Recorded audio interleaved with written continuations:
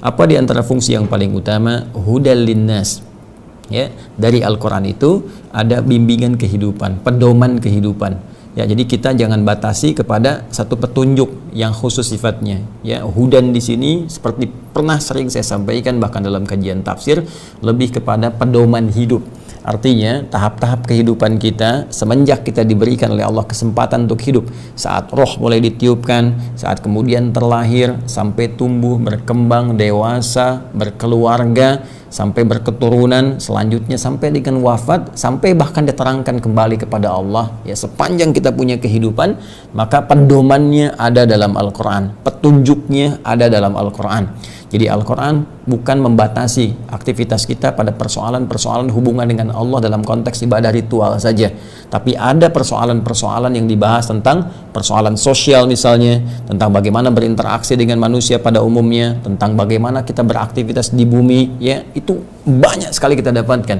Dan karena sifat petunjuknya langsung bersumber dari Allah, Sang Pencipta, Khalik. Ya, Allah menyebut dirinya dengan Khalik. Di antara nama Allah langsung disebutkan oleh Allah sendiri namanya Khalik. Di Quran surah ke-15 ya Al-Hijr di ayat ke-28 ketika Allah berfirman, wa idh qala rabbuka lil malaikati inni khaliq, ya, inni khaliqun basyara. Dan ingatlah Muhammad SAW ketika Rabbu berfirman kepada seluruh malaikat dan sebagian jin yang hadir pada saat itu dengan menyampaikan informasi penting pada mereka, inni khaliq, saya adalah Khalik, saya sang pencipta. Ya, inni khaliqum basyara, saya akan mencipta makhluk baru selain malaikat, selain jin, yaitu basyar, manusia. Jadi saya sering katakan, ya, pencipta sesuatu pasti akan sangat tahu dengan yang diciptakan. Ya, dalam dunia kemanusiaan saja, dan tentunya tidak akan sebanding dan tidak akan serupa dengan Allah Subhanahu wa taala, laisa kamitslihi syai'. Ya, kita melihat bahwa pembuat handphone akan tahu dengan handphone. Ya, pembuat mobil akan tahu dengan kondisi mobil, keadaannya. Pembuat komputer tahu isi komputer.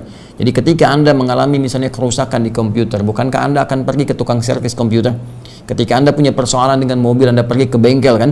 Nah, sekarang kita sebagai manusia, kita menyadari, ya, tidak mungkin, mustahil kemudian tiba-tiba kita ada di muka bumi beraktivitas, berpetualang. Ya, pasti kita menyadari, ya, ada yang hidup, ada yang wafat, ada yang sakit, ada yang sehat, ya, kemudian ada yang berpikir dan macam-macam sebagainya. Kita mengetahui pasti ada yang menciptakan kita. Nah, yang menciptakan kita itu sangat lebih tahu tentang kita, sangat maha tahu tentang kita, dari mulai sebelum kita ada, saat ada, sampai setelah kita tiada di muka bumi ini, sampai kembali menghadap Sang Pencipta, yaitu Allah Subhanahu wa taala. Nah, karena Allah yang mengetahui tentang kita, semua seluk-beluk kehidupan kita, maka setiap kita butuh Allah. Ya, butuh Allah. Karena itu kalau ada persoalan dengan diri kita, kita harus kembalinya kemana? Kepada Allah. Ya, dikembalikan kepada Allah, meminta kepada Allah, memohon kepada Allah, karena Allah yang mencipta kita. Seperti tadi, Anda punya persoalan di barang-barang pada kehidupan, Anda datang pada pembuatnya, yang paling mengerti. Maka aneh kalau ada orang punya persoalan dalam dirinya, ya, dia tidak memohon kepada Allah, dia tidak meminta. Karena itu Allah murka pada orang-orang yang tidak pernah memohon, tidak pernah meminta, seakan-akan tidak ada keterkaitan dengan Sang Pencipta. Ya, baik. Karena itulah teman-teman sekalian, Allah berfirman misalnya ketika Allah mengatakan innalladzina yastakbiruna an ibadati, sungguh orang-orang yang sombong dari hambaku itu, yang nggak mau minta, nggak mau berdoa, nggak mau kembali, ya, nggak mau merujuk pada keterangan Allah Subhanahu wa taala untuk membimbing kehidupannya, itu dijamin oleh Allah Subhanahu wa taala untuk mendapatkan ancaman yang nyata bila tidak ia bertobat dalam kehidupan di dunianya.